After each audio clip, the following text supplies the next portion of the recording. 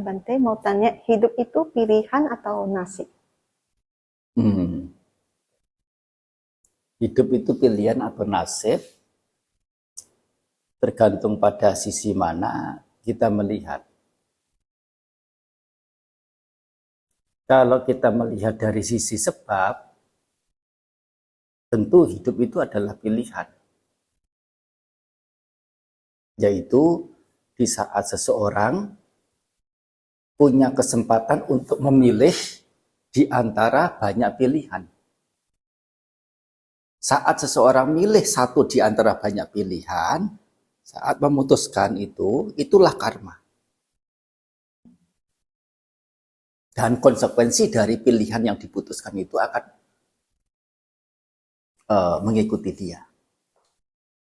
Jadi setiap waktu, setiap momen itu adalah pilihan. Pilihan bukan berarti sesuatu yang besar, yang signifikan apa di luaran yang kita harus kerjakan, tidak.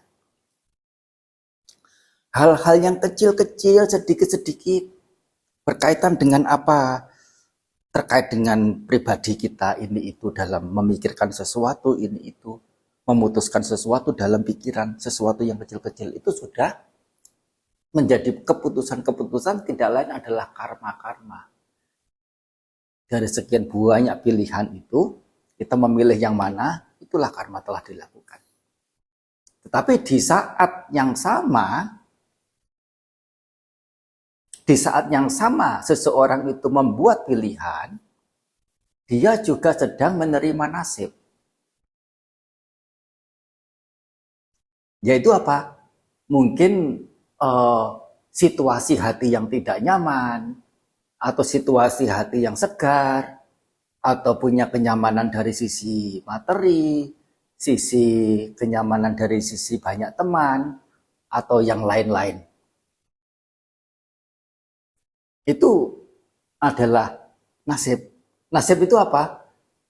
Buah dari satu sebab. Namanya nasib. Begitu. Tetapi buah ini dalam cara pandang Buddhis bukan melulu apa secara lahiriahnya yang datang, melainkan apa? Sekali lagi, nilai apa, yaitu sisi buruk atau sisi baiknya, yang kita upayakan menyertai pemikiran pada waktu itu.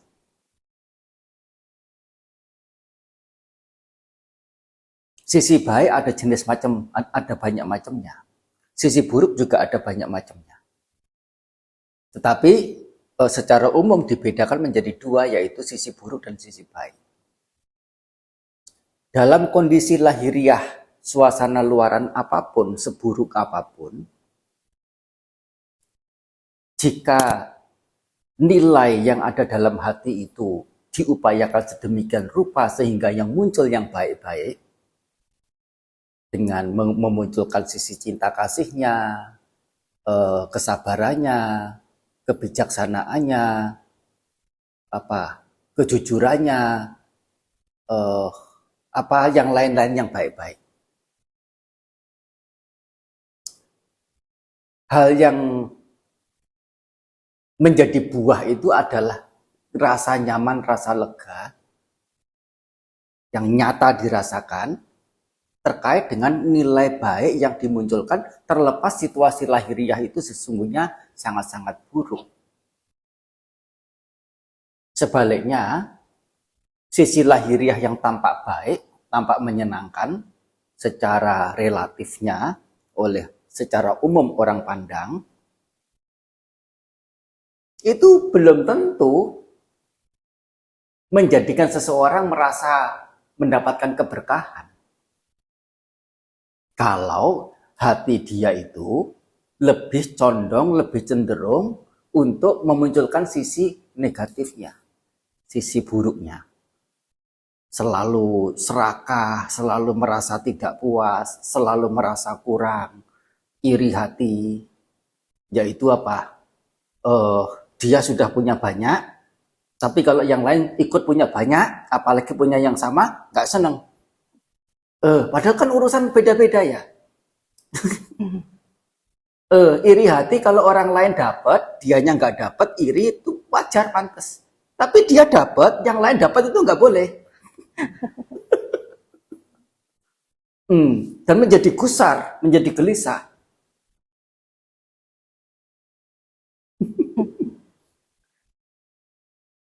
Ini bukan urusan sesuatu yang sifatnya lahiriah, sumber kebahagiaan.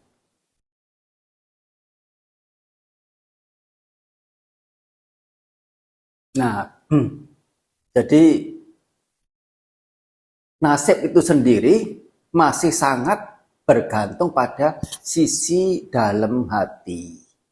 Nilai apa yang dimunculkan. Yaitu dengan kesengajaan, dengan upaya, dengan semangat. Dengan daya upaya, berusaha. Jangan sampai soalnya secara naturalnya itu, sisi buruknya itu yang akan muncul lebih dulu. Bagaimana bisa menengarai itu untuk digantikan dengan sisi baik. Entah apapun.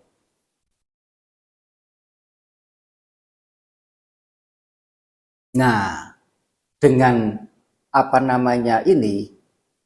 menghadapinya itu dari sisi baik, nasib pun menjadi baik. Dan karena nasib baik, kemudian untuk selanjutnya mau memutuskan apa segala sesuatunya itu, pilihan-pilihan itu, jika juga disertakan nilai bajiknya dalam memutuskan, itu juga karma baik, yaitu sebab baik.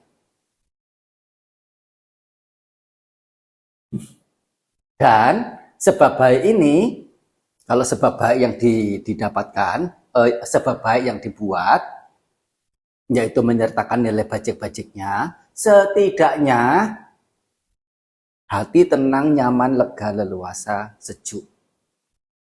Dan lebih dari itu, banyak hal positif secara lahiriah ke depan nanti bisa didapat. Dan kembali lagi, saat menerima hal lahiriah yang menyenangkan itu, buah dari hal-hal baik yang telah dibuat melalui keputusan itu, ditanggapinya itu dengan keberpuasan atau dengan ketidakberpuasan.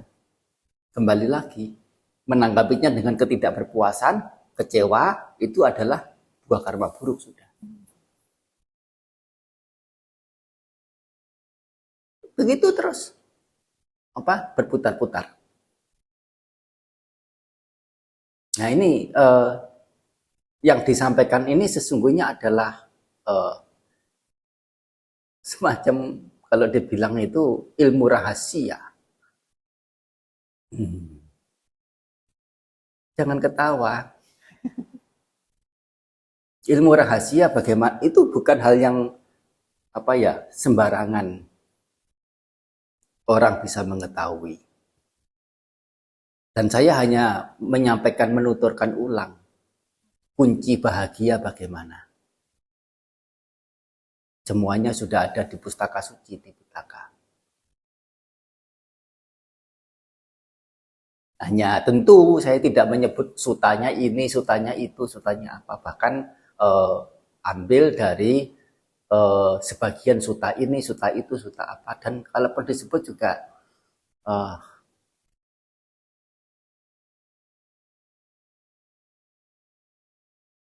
saya nggak yakin akan sampai di rumah kemudian dicek. Ya. Dan sering menyebut nama-nama suta gitu, kalau dalam konteks tertentu, suasana tertentu, itu malah menjadi kaku ya. Kalau konteks tertentu, kependidikan, ini itu ya boleh.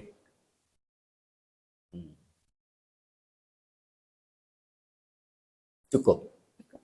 Ya, baik. Anumodana ya.